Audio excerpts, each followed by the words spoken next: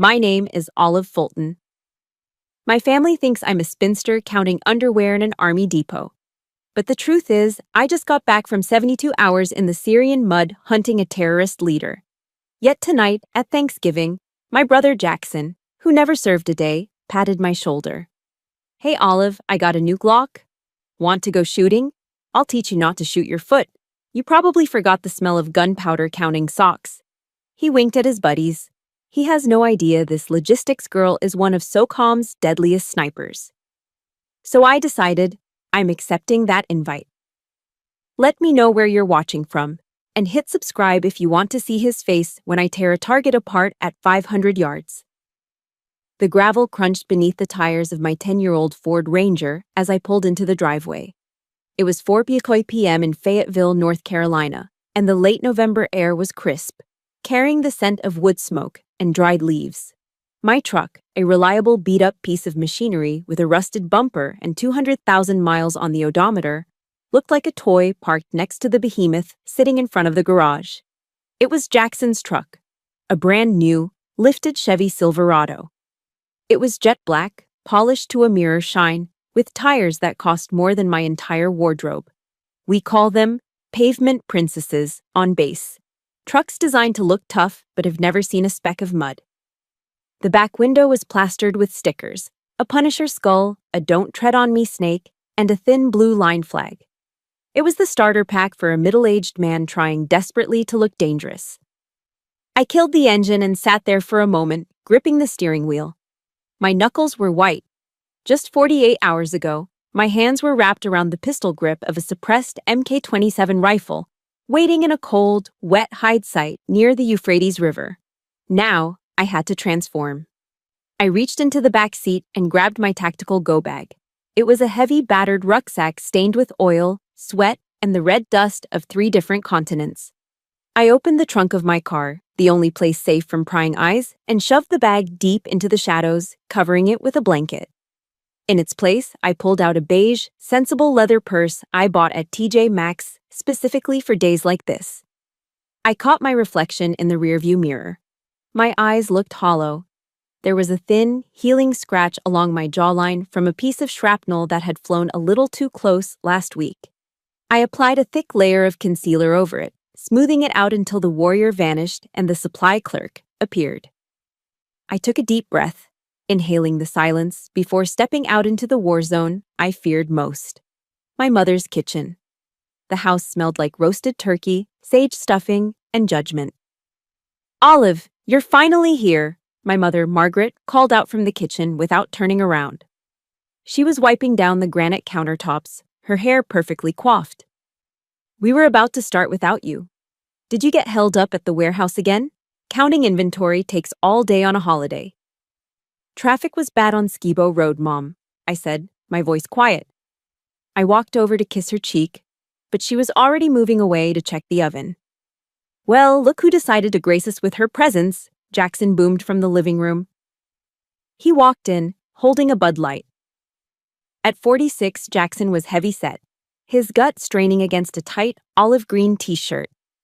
Emblazoned across the chest in bold Greek letters was the phrase Molin Lob. "Come and take them." It was the battle cry of King Leonidas at Thermopylae. Seeing it stretched across the stomach of a man who got winded walking up the driveway made my stomach turn. "Hey, Jackson," I said, forcing a smile. "You look tired, Ollie," he said, looking me up and down. He shook his head. "And look at those boots. Do you ever wear heels? You walk like a man." "Comfort over style," I replied, moving past him to the dining table, where my younger sister, Blanca, was already seated. Blanca was the golden child. She was 30, glowing, and dressed in a tailored dress that probably cost half my paycheck. She had just been promoted to marketing director at a tech firm in Raleigh. "Olive," Blanca beamed, flashing a diamond engagement ring. "Mom told you about the promotion, right? We're thinking of buying a vacation home in the Outer Banks next year." "That's great, Blanca," I said, genuinely happy for her, though I knew what was coming next. "See, Olive." Mom set the turkey platter down with a heavy thud. "Blanca is building a future. She's not running around in dusty warehouses counting combat boots and underwear for Uncle Sam." When are you going to get out, honey? You're 32. You're not getting any younger, and frankly, that job makes you look hard. I stared at the mashed potatoes. The benefits are good, Mom. And the pension? Pension, Jackson snorted, taking a swig of beer. The military is a joke these days. It's all soft. They're worried about feelings, not fighting. Back in the day, it was about toughness. Now? I bet half the guys on Bragg couldn't handle a real firefight. I cut a piece of turkey, my knife scraping against the china. If only you knew, I thought. If only you knew that the soft guy I work with, Miguel, carried a wounded teammate 2 miles uphill while taking fire last month. But I said nothing. I just chewed, swallowing the meat along with my pride. This was the deal I made. To protect them from the worry, to protect my mother's fragile heart, I had to be the disappointment. I had to be the clerk. Speaking of fighting, Jackson leaned forward, his eyes lighting up with that fake intensity he loved to project. I joined that new tactical gun club out on Highway 87. You know, the one with the dynamic ranges? That sounds fun, I said flatly. Fun? It's serious business, Olive, he corrected me, pointing a fork in my face. I just picked up a custom Glock 19 with a holographic sight and a match-grade barrel. Cost me $2,000. I've been watching a lot of tactical training videos online. You have to be ready, you know?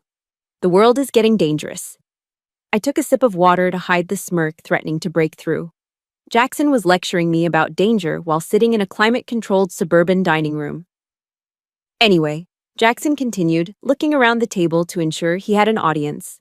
I was thinking, since you're around supplies all day, you probably haven't smelled gunpowder in years. Why don't you come out with me and the boys this Saturday? The table went quiet. Mom looked at me with pity. Blanca looked amused. Oh, Jackson, don't tease her, Mom said.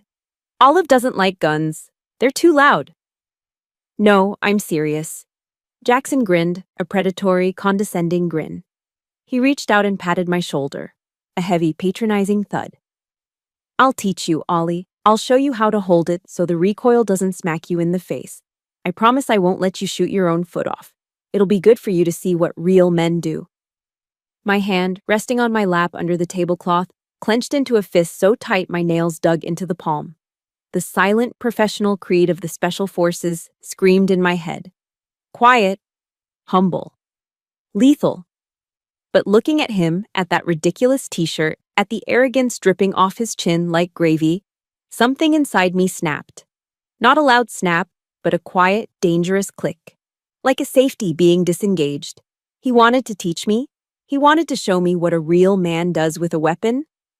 I looked up, locking eyes with him. I let my expression soften into the mask of the submissive, clueless little sister. You know what, Jackson? I said, my voice steady. That sounds wonderful. I'd love to see your new toy. I probably am a bit rusty. Jackson laughed, looking at Blanca and winking. Bring earplugs, sweetie. It's gonna get loud. I will, I whispered, picking up my fork again. I definitely will. Under the table, my fist relaxed. The weekend couldn't come fast enough. I didn't sleep that night. I rarely do after a deployment. The silence of my one-bedroom apartment off Santa Fe Drive was louder than the mortar fire in Syria. It was 3 a.m., and the adrenaline from the family reunion was still coursing through my veins, mixing poorly with the residual cortisol of combat. I kicked off the sheets, soaked in cold sweat, and walked into the bathroom. The fluorescent light hummed as it flickered on, washing my face in a harsh, clinical glow. I looked like a ghost, dark circles under my eyes, skin pale despite the desert sun I'd lived under for months. I pulled off my oversized t-shirt and stared at the reflection in the mirror. My family saw a logistics clerk who lifted boxes of MREs. The mirror showed a map of violence. There was a jagged pink line running down my left shoulder, a souvenir from a ricochet in Kandahar 3 years ago. On my thigh, a burn scar from an IED that had taken out our lead vehicle in Yemen. And running along my ribs, right over my heart, was the ink that kept me grounded when the world was burning. Psalm 23:4. It wasn't just a Bible verse, it was a job description. Yea, though I walk through the valley of the shadow of death, I will fear no evil, for thou art with me. I traced the letters with my finger. My mother would faint if she saw this, not because of the tattoo, though she hated them, but because of what it represented. She thought I sorted inventory lists. She didn't know I was the one walking through the valley so she could sleep soundly in her suburbs. My mind drifted back 10 years. I was 22, fresh out of the Q course, proud and stupid. I had come home for Christmas and made the mistake of telling a story. Just a small one. About a training accident where a flashbang went off too close. I remember the color draining from my mother's face, her hand clutching her chest, the gasping breaths, the ambulance ride. The doctor said it was a stress-induced angina attack. She can't handle stress, Olive, my father had told me before he passed. Keep her safe. So I did. I created the lie, Olive the supply sergeant, Olive the spinster, Olive the failure. It was the best cover story I ever fabricated. It kept her heart beating, even if it broke mine every time she looked at me with that mix of pity and disappointment. I turned away from the mirror and walked into the small living room. It was sparse: a couch, a TV I never watched, and a locked gun safe in the closet. Jackson had made a comment about my apartment once. Must be tight living on a sergeant's salary, huh? Maybe if you got a real job, you could afford some decor. I picked up my phone and logged into my bank account. I didn't do it for vanity. I did it for reassurance. The numbers loaded on the screen. Checking, $2,400. Savings, $485,000. Hazard pay, re-enlistment bonuses, combat pay, special operations stipends. And the fact that I spent 9 months of the year living in a tent where my expenses were zero. I was sitting on nearly $500,000 in cash, not counting my investment portfolio. I could buy Jackson's lifted truck 5 times over and set them on fire just for fun. But I didn't. I lived the gray man lifestyle. Blend in, be unremarkable, don't draw attention. In my world, flashing money or status made you a target. In Jackson's world, it was the only thing that mattered. My eyes fell on the corner of the room. Leaning against the wall was an old paper target from a range day 2 years ago. It was a hostage rescue target, a silhouette of a bad guy holding a good guy. There were 2 holes in the bad guy's head, so close together they looked like a single figure 8. I walked over to it. I remembered that shot. 800 yards, crosswind, moving target. I had taken the breath, held it between heartbeats, and squeezed. I protect this country, I whispered to the empty room. I protect people who don't even know I exist, but in my own house, I'm a joke. The shame washed over me again, hot and suffocating. It wasn't just about Jackson being a jerk. It was about the erasure of my entire existence. To them, the last 10 years of my life, the blood, the sweat, the friends I'd lost, didn't count. It was just counting underwear. I thought about Jackson's invitation, his smug face. I'll teach you not to shoot your foot. Usually I would deflect. I would make an excuse. I would say I had inventory to count. But tonight, looking at that target, something shifted. The stoic wall I had built around myself developed a crack. No, I said, my voice firm in the darkness. I wasn't going to the range to learn. I wasn't going to be the little sister this time. I walked over to the closet and punched the code into my gun safe. The heavy steel door swung open with a smooth hiss.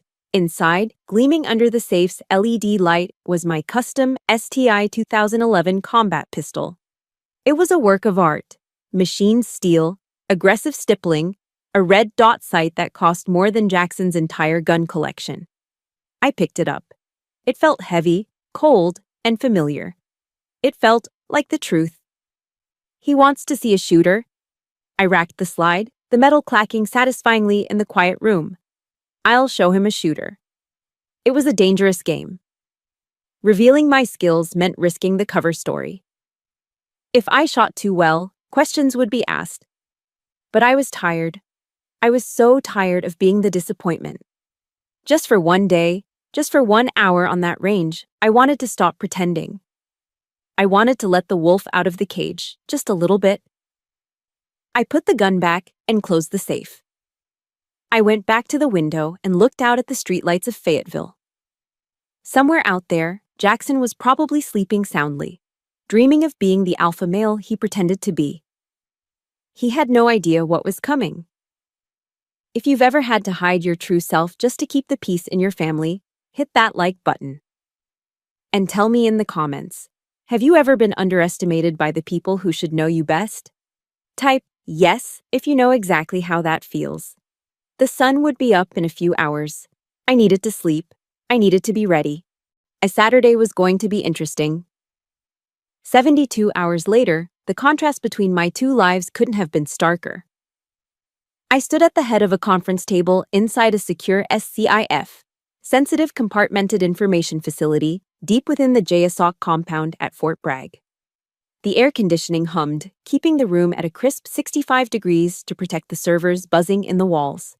The only light came from the massive monitors displaying high-resolution satellite imagery of a dusty village in northern Yemen. Target package is confirmed, I said, my voice steady and authoritative.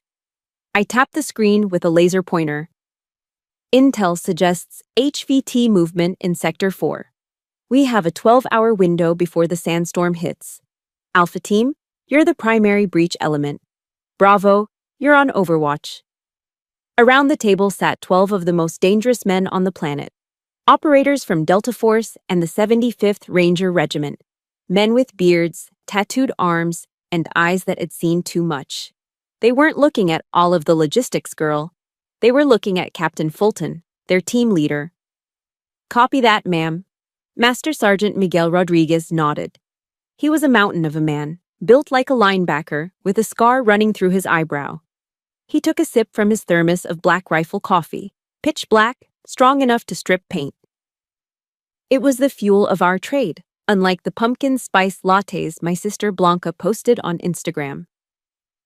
What about extraction, boss? Another operator asked, leaning forward. Secondary LZ is prepped here. I pointed to a clearing 3 clicks north. If things go south, we have air support on standby. Any questions? The room was silent. A respectful, focused silence. These men trusted me with their lives. They knew I did the work. They knew I checked every detail, every variable. Buzz. My personal phone, sitting face down on the table next to my secure terminal, vibrated against the wood. It was a breach of protocol to have it on, but I was expecting a call from the base commander. I glanced down. It wasn't the commander. Jackson. Hey, kiddo. Don't forget to wear sneakers tomorrow. No heels, lol. The recoil on this 9mm is no joke. Don't want you falling over. I stared at the screen. The sheer absurdity of it almost made me laugh out loud.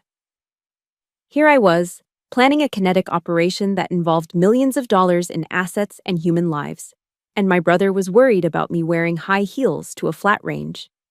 Miguel, sitting to my right, caught my expression. He leaned over, his eyes flicking to the phone screen.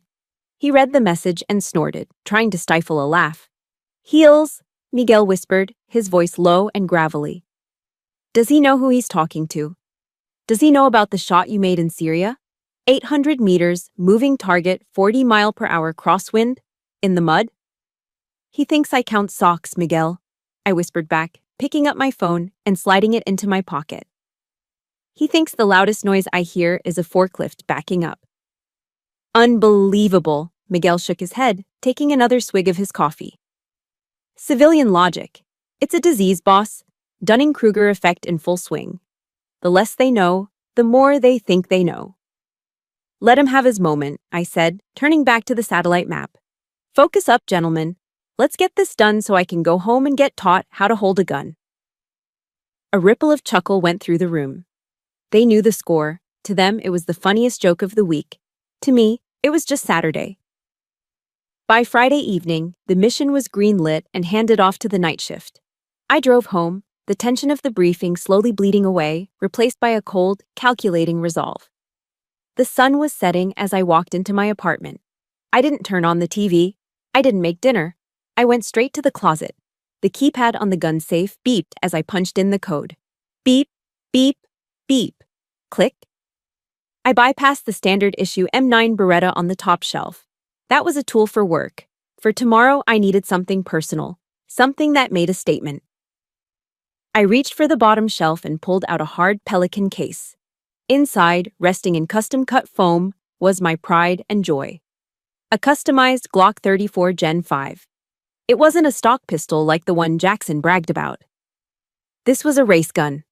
The slide had been milled for weight reduction, exposing the gold titanium nitride barrel underneath.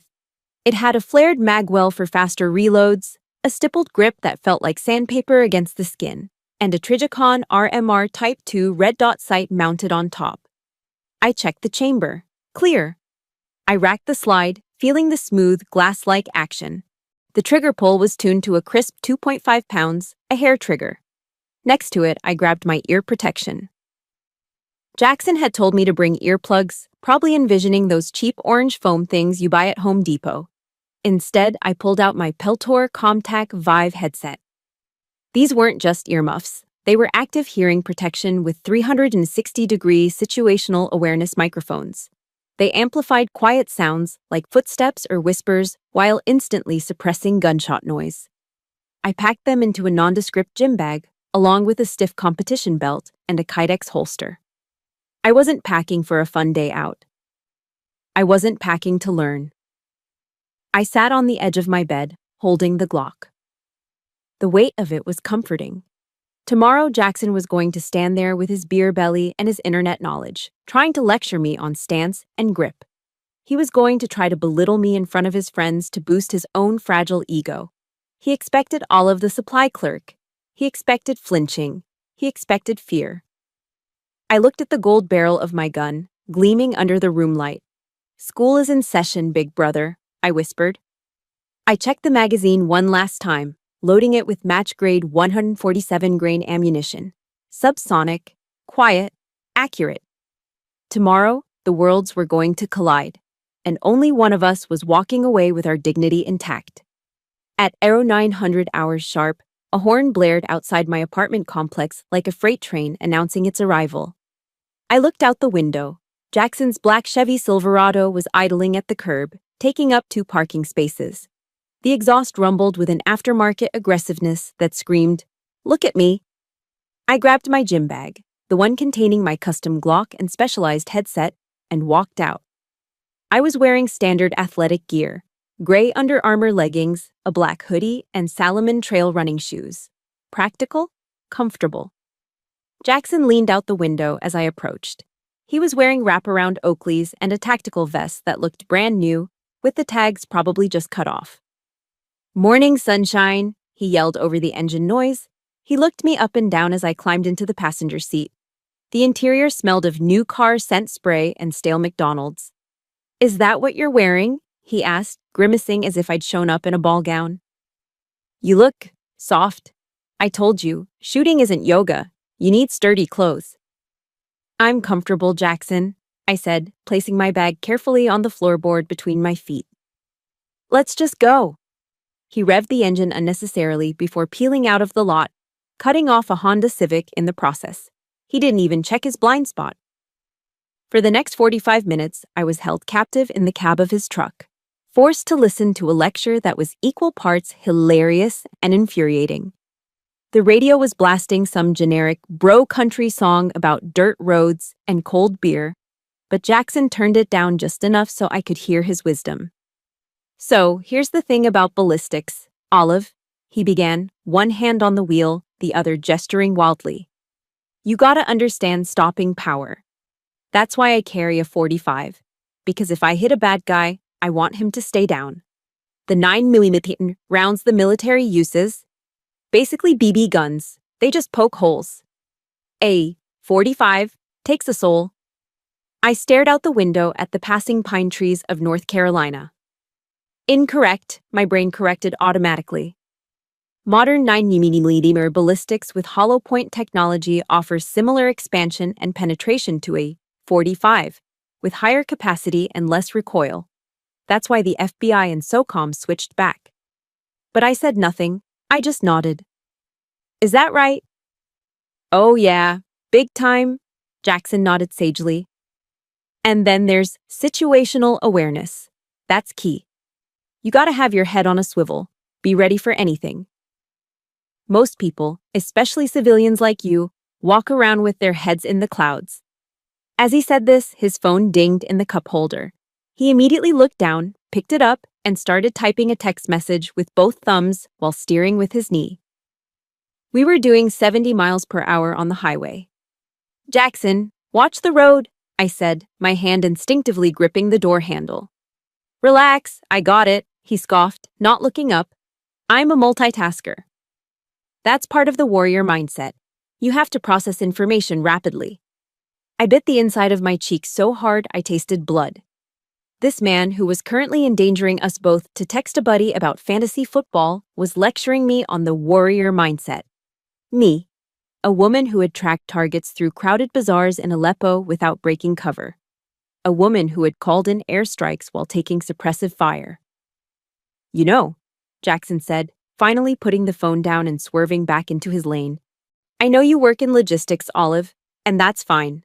Someone has to count the beans. But honestly, it worries me." "What does?" "You, being a woman living alone, working a desk job, you're soft targets. Women in offices, you guys panic easily. It's biological, loud noises, stress. You freeze up. That's why I wanted to bring you out today. To inoculate you a bit, give you a taste of what it feels like to hold real power in your hands."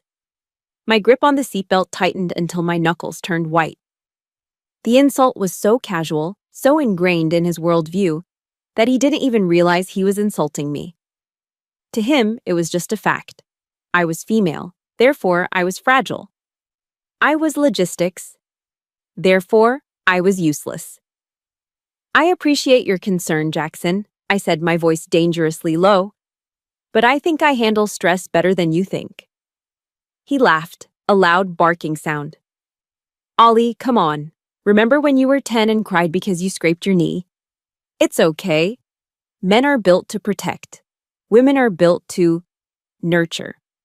I just want you to be able to defend yourself if, God forbid, a bad guy breaks into your apartment while you're watching The Bachelor." I turned my head fully away from him, staring at the blurred landscape. The rage was building in my chest, a hot, dense pressure. It wasn't just anger, it was a profound sense of injustice. I had killed men who tried to kill my team. I had held the hands of dying soldiers. I had endured things that would make Jackson curl into a fetal position and cry for his mother. And here I was, being treated like a child. "Almost there," Jackson announced as he turned onto a gravel road. A sign read, "Patriot Gun Club, members only." The sound of gunfire grew louder as we approached. Pop, pop, boom. It was the sound of my office, the sound of my life. But to Jackson, it was the sound of a playground. We pulled into the parking lot. It was filled with trucks just like Jackson's. Men in tactical pants and tight t-shirts were standing around, drinking energy drinks and comparing gear. It was a sea of testosterone and insecurity. Jackson parked and killed the engine. He turned to me, a benevolent smile on his face. "All right, sis. Welcome to the big leagues. Just stay close to me. Don't touch anything unless I say so, and try not to flinch too much. The boys are gonna love meeting you. Just try not to embarrass me, okay?" I unbuckled my seatbelt. The click was sharp and final. "I'll do my best," I said. I grabbed my bag. Inside, the custom Glock waited. The time for talking was over. The time for show and tell was about to begin. And Jackson had no idea he was the show and I was the tell. The range was a cacophony of gunfire and male posturing. We were assigned lane 4, right in the middle of a group of Jackson's buddies. They were all cut from the same cloth, middle-aged, overweight, wearing expensive tactical gear that looked like it had just come out of the packaging. "Hey, fellas," Jackson boomed, puffing out his chest. "Look who I dragged out of the warehouse, my little sister Olive. She's gonna learn how the big boys play today." A chorus of chuckles and "Hey, sweetie," greeted me. I gave a tight, polite nod and set my bag down on the bench behind the firing line. I kept it zipped. Not yet. "All right, watch and learn," Jackson said, stepping up to the line. He pulled his prized custom Glock 19 from its holster with a dramatic flourish that would have gotten him reprimanded by any legitimate range safety officer. He racked the slide. The target was set at 7 yards. 7? That's 21 feet. In my world, that's bad breath distance. You could practically throw the gun and hit the target from there. Jackson took his stance. It was painful to watch. He stood with his feet parallel, shoulder width apart, and leaned way back, as if the gun were going to push him over. He gripped the pistol with a teacup hold, his left hand cupping the bottom of the magazine well like he was sipping Earl Grey at a garden party. It was a technique that had been obsolete since the 1980s because it offered zero recoil control. "Going hot," he yelled unnecessarily loud. Bang, bang, bang, bang, bang. He fired 5 rounds in rapid succession, or rather, he tried to. He was jerking the trigger so hard I could see the muzzle dip before every shot. The recoil sent the gun flying up almost 90 degrees after each discharge because he had no leverage on the weapon. "Clear," he shouted, placing the gun on the table and turning to us with a grin that threatened to split his face. He was sweating already. "Did you see that?" he panted, wiping his forehead. "Kick is like a mule, but you gotta dominate it. Like David Goggins says, who's gonna carry the boats? You gotta stay hard, right? Embrace the suck." I looked downrange. The target, a standard silhouette, had 3 holes in the white paper, way off to the left in the shoulder area.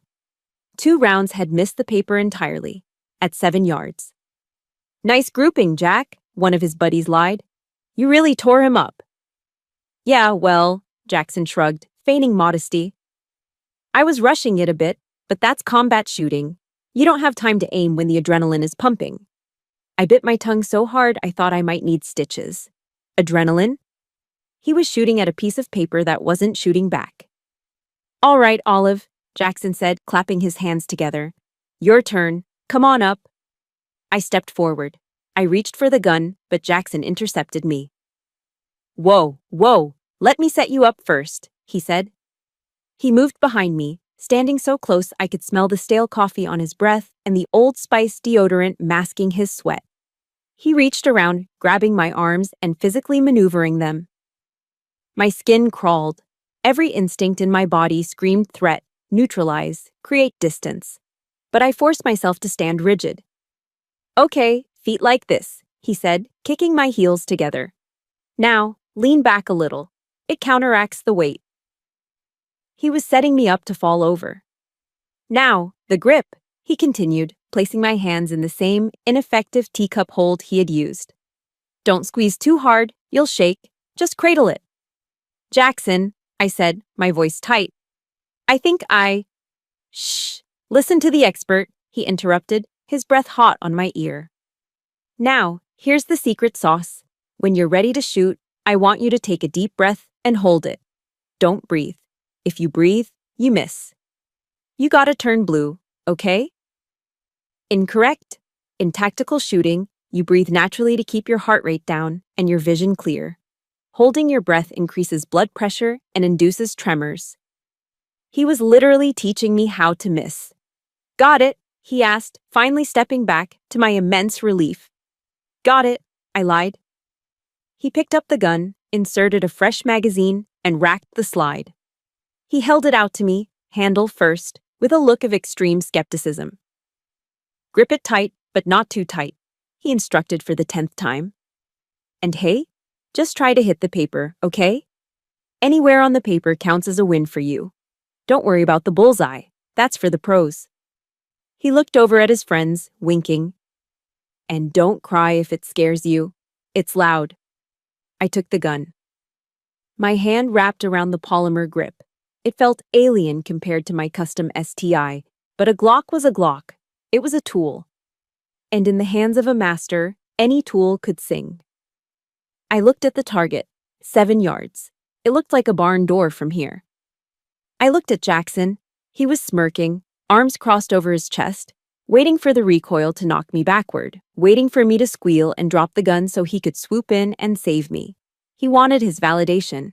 He wanted to be the big, strong protector teaching the helpless little sister. I felt a cold calm wash over me.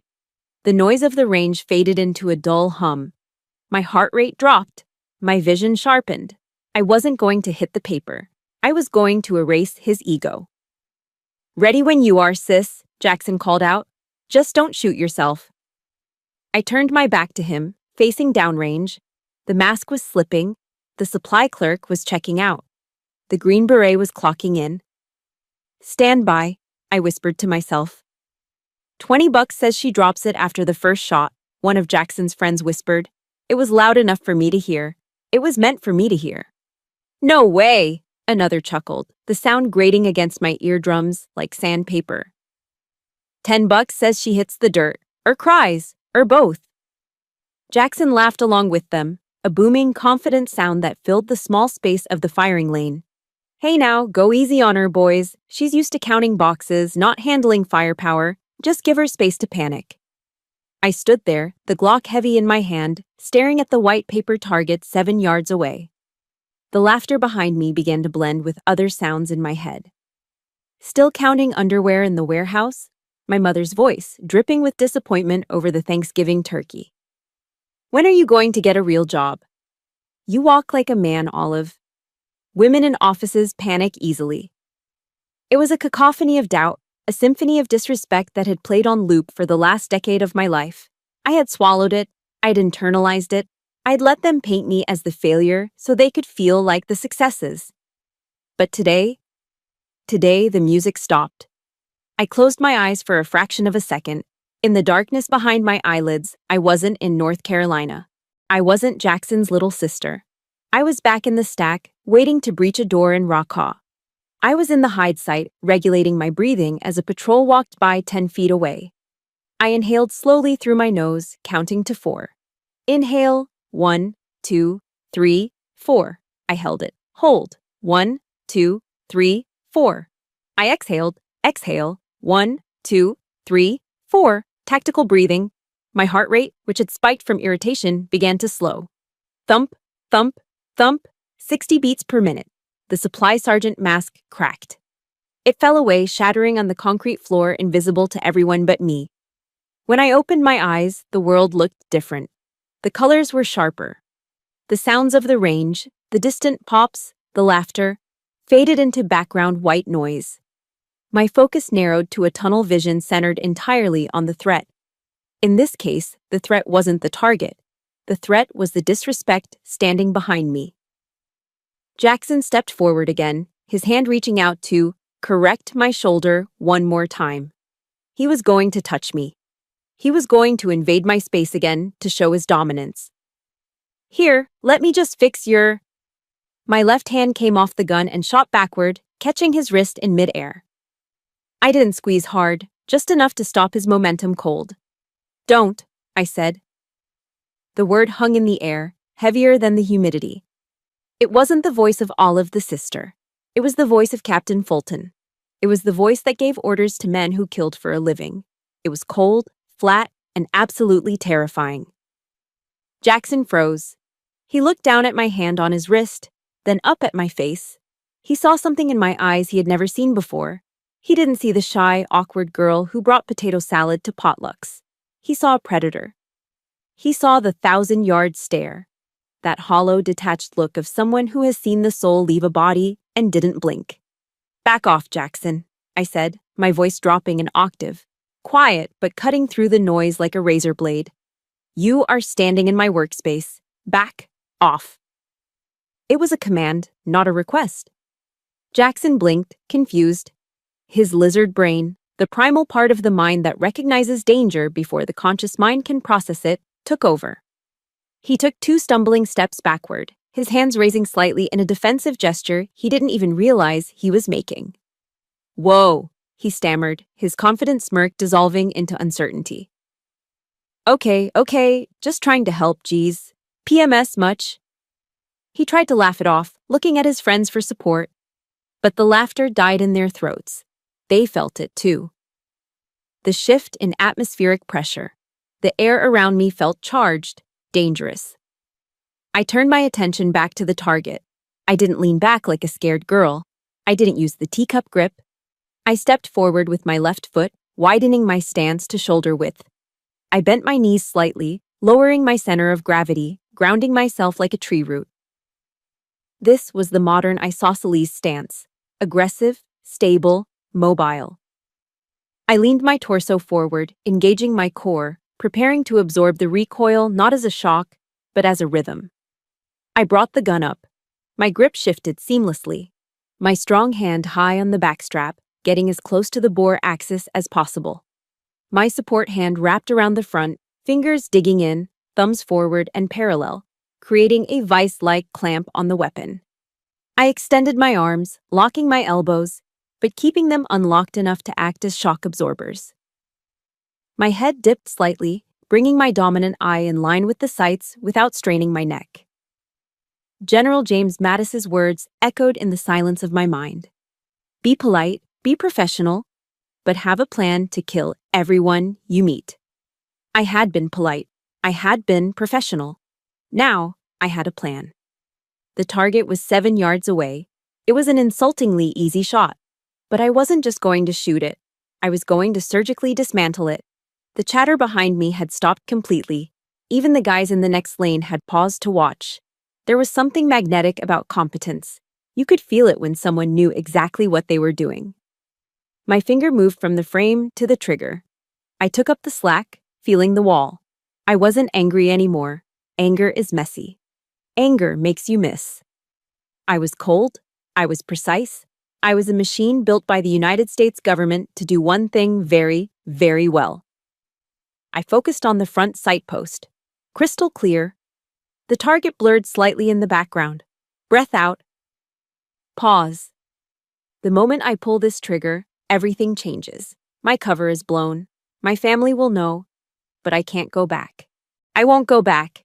If you are ready to see Jackson's ego explode into a million pieces, smash that like button right now. And tell me in the comments, what is the one thing you are absolutely best at that nobody gives you credit for? I want to know your secret superpower. The world narrowed down to a single point of impact. Squeeze. My finger compressed the trigger. The break was crisp, like snapping a glass rod. Bang! The gun recoiled, the slide cycling back and forth in a blur of motion faster than the human eye could track. But unlike Jackson's flailing attempt, my muzzle didn't climb to the sky. My grip, locked in that vice-like isosceles structure, absorbed the energy, channeling it through my arms, down my spine, and into the earth. The sights lifted slightly and snapped right back down onto the target. A perfect return to zero. I didn't stop. Bang, bang, bang, bang. 4 more shots followed the first in a rhythm so fast it sounded like a single, long tear in the fabric of reality. The cadence was precise. Pop, pop, pop, pop, pop. Split times of 0.18 seconds between shots. Brass casings ejected in a graceful arc to my right, tinkling as they hit the concrete floor. The smell of burnt cordite filled the air, perfume to my nostrils. And then, silence. The echo of the shots rolled away over the berms. I didn't lower the gun immediately. I held the follow through, keeping my sights on the target, resetting the trigger, waiting to see if the threat was neutralized. It was muscle memory drilled into me by thousands of hours on the flat range and in kill houses. Once satisfied, I broke my stance. Smoothly, without wasted movement, I pressed the magazine release. The empty mag dropped freely onto the table. I racked the slide back, locking it open, and visually inspected the chamber. Clear. I placed the Glock on the bench, slide locked back, ejection port facing up, muzzle pointing downrange. Safe. The entire sequence, from the first shot to the gun hitting the table, had taken maybe 3 seconds. I exhaled a long breath, letting the tension drain out of my shoulders. I stood straight and turned to look at Jackson. He was standing there with his mouth slightly open, like a fish gasping for air. His friends were frozen, beers halfway to their mouths, eyes wide. The confident smirks were gone, wiped clean by the sheer violence of action they had just witnessed. "Pull it in," I said softly.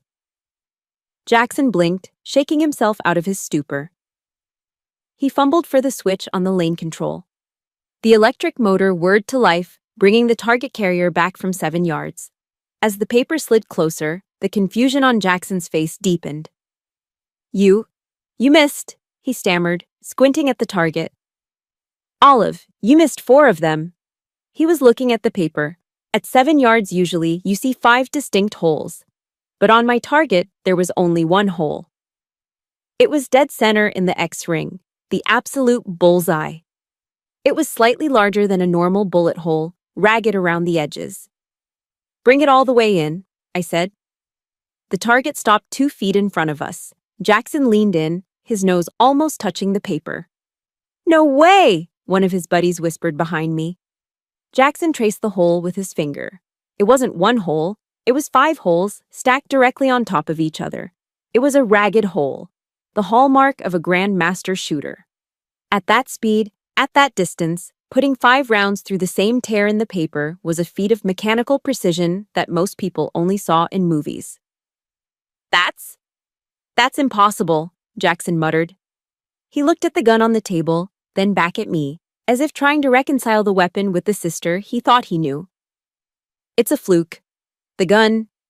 Maybe the sights are off. He was grasping at straws, his brain refusing to accept the reality that his logistics sister had just outshot him by an order of magnitude. I reached up and pulled off my electronic ear protection, letting it hang around my neck. The silence in the bay was deafening.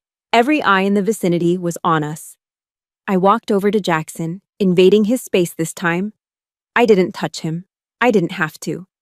The air around me was enough to make him shrink. The sights are fine, Jackson, I said, my voice calm, devoid of the earlier anger. It was the calm of someone who knows exactly who they are. And the recoil? It's just physics. Force equals mass times acceleration. If you have a proper grip, it manages itself. I leaned in closer, ensuring he heard every syllable. And one more thing. Don't ever tell a soldier to hold their breath. Oxygen fuels the brain. It keeps your vision sharp and your muscles relaxed. Holding your breath increases your heart rate and makes you shake. In a firefight, that's the fastest way to die. I picked up the target sheet, ripping it off the cardboard backer. I folded it neatly and tucked it into his tactical vest pocket, right next to his pristine, unused tourniquet. You can keep that, I said, as a souvenir. I turned back to the bench to pack up my gear. My hands were steady, my heart was light.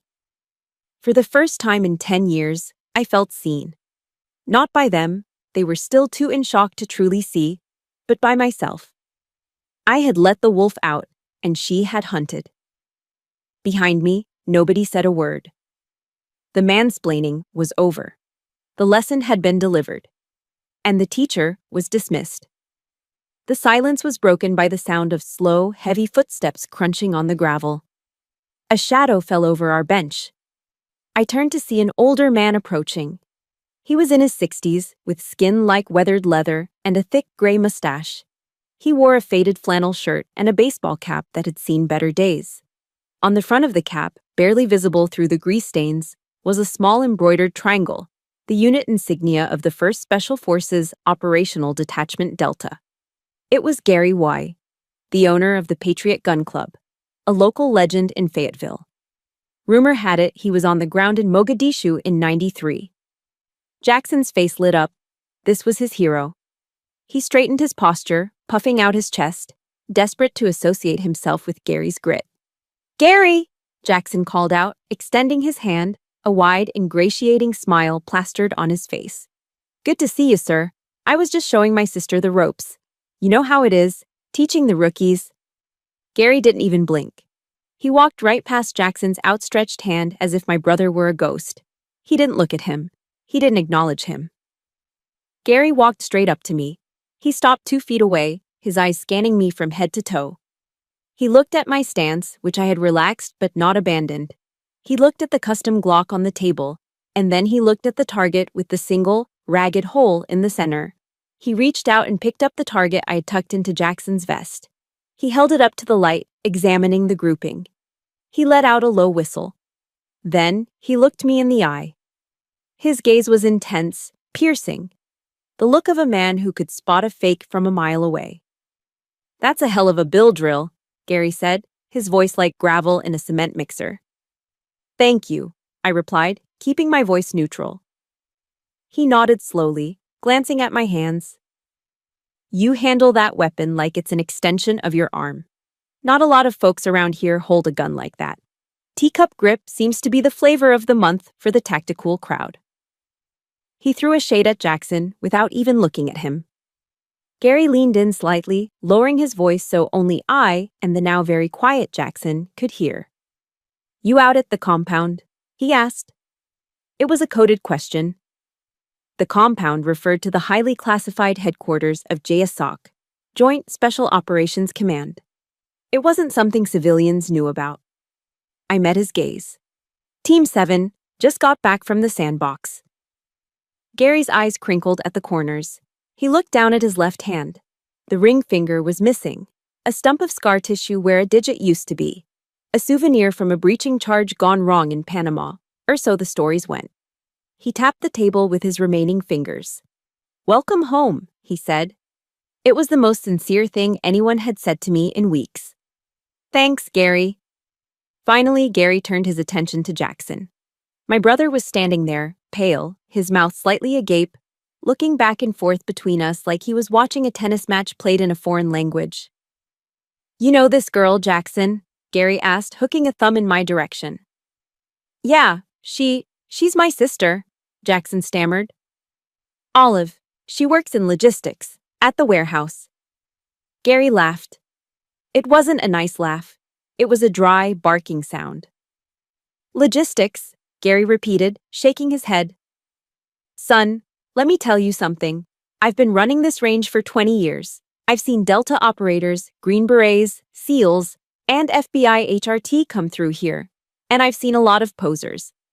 He took a step toward Jackson, invading his space just like Jackson had invaded mine. Jackson shrank back, looking suddenly very small in his expensive tactical vest. You were just trying to teach a Special Forces team leader how to shoot, Gary said, his voice dripping with disdain. Did you know that? Did you know your sister is probably one of the deadliest human beings within a 100-mile radius? Jackson's eyes bulged. What? No. She counts underwear. She counts bodies, son, Gary corrected him, his face hard. I watched her run that drill. That's not a hobby, that's a trade. She could kill everyone standing on this firing line with a pencil before you could even get your safety off. The color drained from Jackson's face completely. He looked at me, really looked at me, for the first time. He saw the scars. He saw the stillness. He saw the lethal competence that Gary had just validated. His entire worldview, the alpha male fantasy, the belief in his own superiority, the condescension toward his weak sister, crumbled in an instant. Jackson started, but no words came out. He looked at his friends. They were looking at their shoes, suddenly finding the gravel very interesting. Gary turned back to me and tipped the brim of his hat. Range is yours, Captain, he said respectfully. Let me know if you need anything. Ammo's on the house today. Appreciate it, Gary, I said. Gary walked away, leaving a silence so heavy it felt like it could crush Jackson's truck.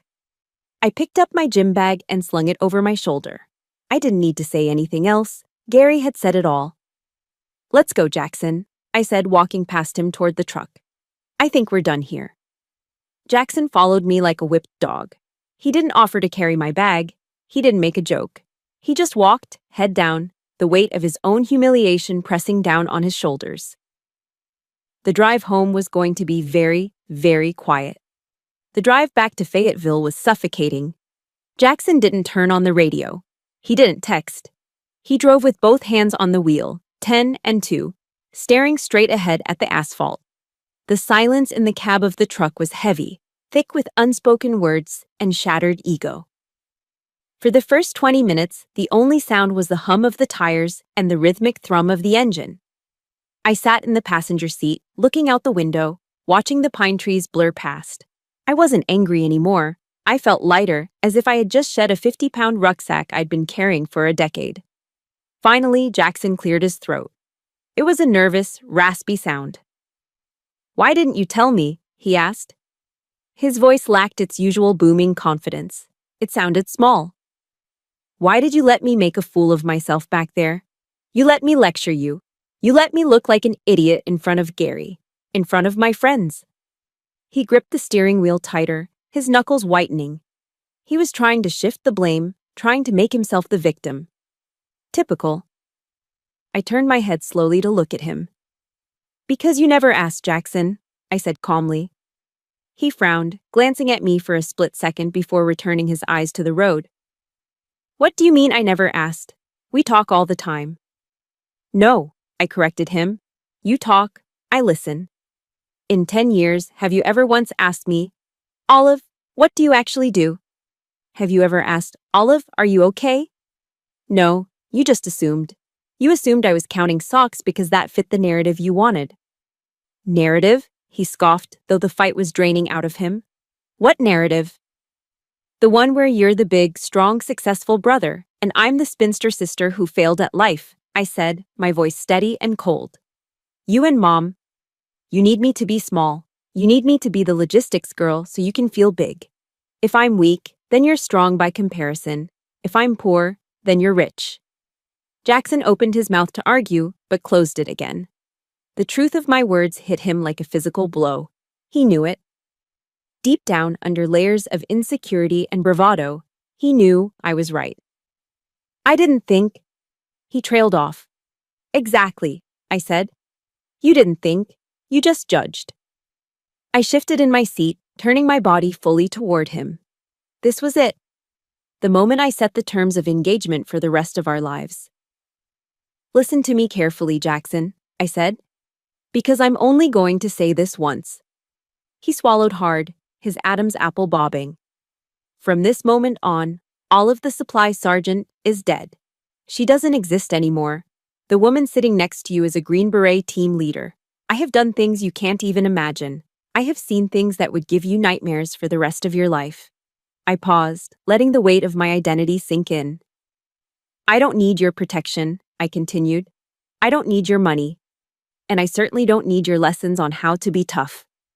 I have more money in my savings account than your entire construction company is worth. I could buy this truck and your house in cash today. Jackson's eyes widened. You do? Yes, I said. But I don't flash it around because I don't need to prove anything. That's the difference between us, Jackson. You need everyone to know you're an alpha. I just am what I am. I took a deep breath.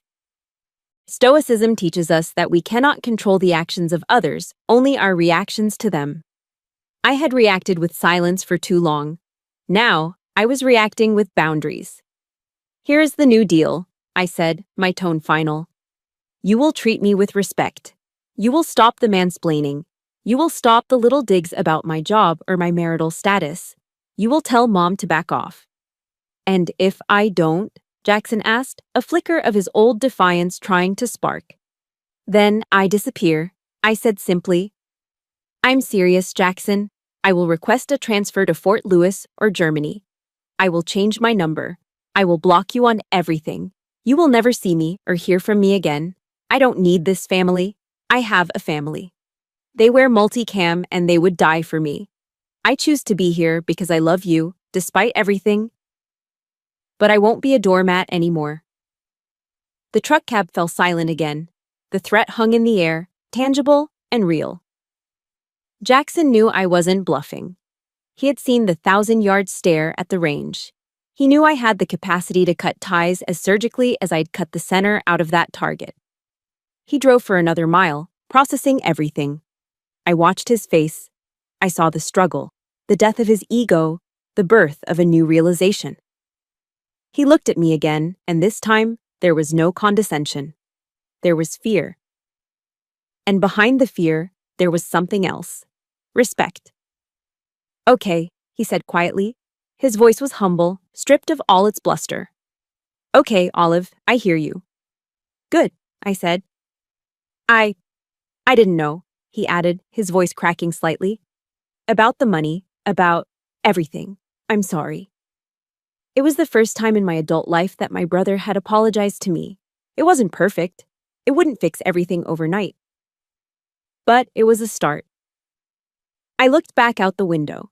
The sun was dipping below the tree line, casting long shadows across the road. The war inside my house wasn't over, but the terms of the treaty had just been rewritten. And for the first time, I was the one holding the pen. "Just drive, Jackson," I said, leaning back in the seat, "and turn the radio back on. But no more Florida Georgia Line. Put on some classic rock." Jackson let out a small, nervous chuckle. He reached out and turned the dial. The opening chords of AC/DC's Thunderstruck filled the cabin. He didn't say another word. He just drove, 2 hands on the wheel, eyes on the road, sitting next to a sister he was only just beginning to meet. 1 month later, the scent of charcoal and grilling burgers filled the air in my mother's backyard. It was a crisp December afternoon in Fayetteville, the kind where the sun is bright but the air has a bite to it, perfect for a hoodie and a cold beer. I sat at the picnic table, watching the smoke drift up towards the Carolina blue sky. A month ago, sitting here would have felt like sitting in a dentist's waiting room, tense, painful, waiting for the drill.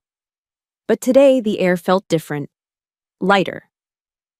"Olive, honey," my mother called out from the patio door, holding a tray of potato salad. "Do you want cheese on your burger? Jackson's about to pull them off." "Yes, please, Mom. Cheddar if we have it," I called back. "Coming right up," she smiled. It was a genuine smile. She didn't ask about the warehouse. She didn't make a passive-aggressive comment about my lack of a husband. She just asked about cheese.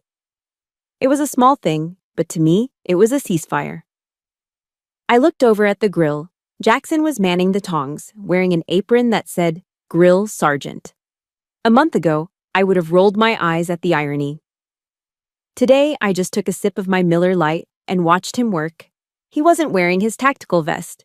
He wasn't wearing the Milan Lab shirt. He was just wearing a flannel and jeans. He looked up and caught my eye. "Hey, Olive," he waved the tongs. "Quick question. I was looking at optics online last night. For a home defense setup, would you recommend a red dot or one of those LPVO scopes? I see a lot of guys running the scopes now." He didn't say it with arrogance. He didn't tell me what was better. He asked. He was consulting the expert. I walked over, leaning against the railing. "For home defense, stick with the red dot, Jackson. An LPVO adds weight and complexity you don't need in a hallway. Keep it simple. Speed kills." He nodded thoughtfully, flipping a patty. "Makes sense. Keep it simple. Thanks, sis." "Anytime." Just then, the gate to the backyard swung open, and 2 of Jackson's friends from the gun club walked in, carrying a cooler. They froze for a second when they saw me, a look of recognition and slight apprehension crossing their faces. Jackson didn't miss a beat. He slapped one of them on the back. "Hey guys, come grab a beer," he said. Then he pointed at me with the tongs. "You remember my sister, Olive? Yeah, be nice. She's the real deal. Seriously, don't make any bets with her unless you want to lose your paycheck." The guys laughed, a little nervously, and nodded at me with genuine respect. "Good to see you again, Olive," one of them said. "That was, some shooting last month." "Good to see you too, Mike," I smiled. I walked back to the table and sat down. It wasn't just that Jackson had stopped the insults. It was that he had started to take pride in who I actually was, not who he pretended I was. The dynamic had shifted. The hierarchy of big brother, little sister had been replaced by civilian brother, warrior sister. And he seemed okay with that. Something tugged at my sleeve.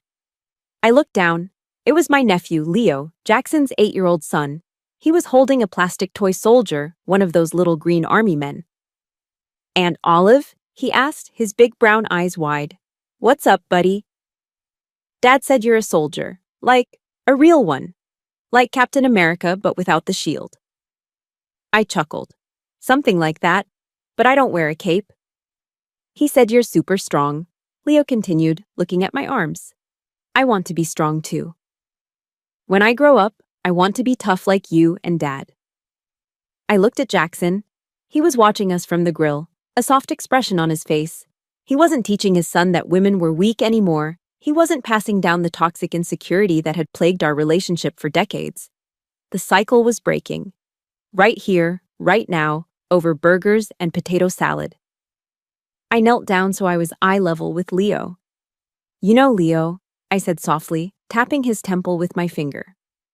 Being tough isn't about big muscles or loud trucks, and it's definitely not about being mean to people. It's not, he asked, confused. No, I shook my head. Real strength starts in here. It's about being calm when everyone else is scared. It's about protecting people who can't protect themselves. And it's about knowing who you are, even if nobody else does.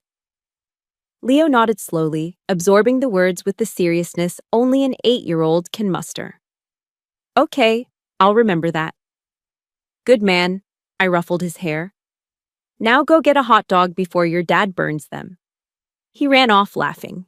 I stood up, feeling a lump in my throat. That was the legacy. Not the medals in my drawer, not the money in my bank account, not even the terrorists I had removed from the battlefield. It was this. It was teaching a little boy that strength comes in all forms, and that respect is the currency of a real man. I grabbed my beer and walked around to the front of the house. I needed a moment of quiet to soak it all in. I sat on the old wooden rocking chair on the porch. The sun was beginning to set, painting the sky in streaks of purple and gold. Across the street, a neighbor was raking leaves. A dog barked in the distance. Attached to the pillar of the porch, the American flag snapped gently in the breeze. Old Glory. I had fought under that flag in deserts and mountains, in places where the sand turned to glass and the nights were freezing cold. I had lost friends under that flag. For so long, I felt like I had to leave that part of me at the door when I came home. I felt like I had to put on a costume, the spinster, the clerk, the disappointment, just to fit into the picture my family had painted. But the costume was gone now.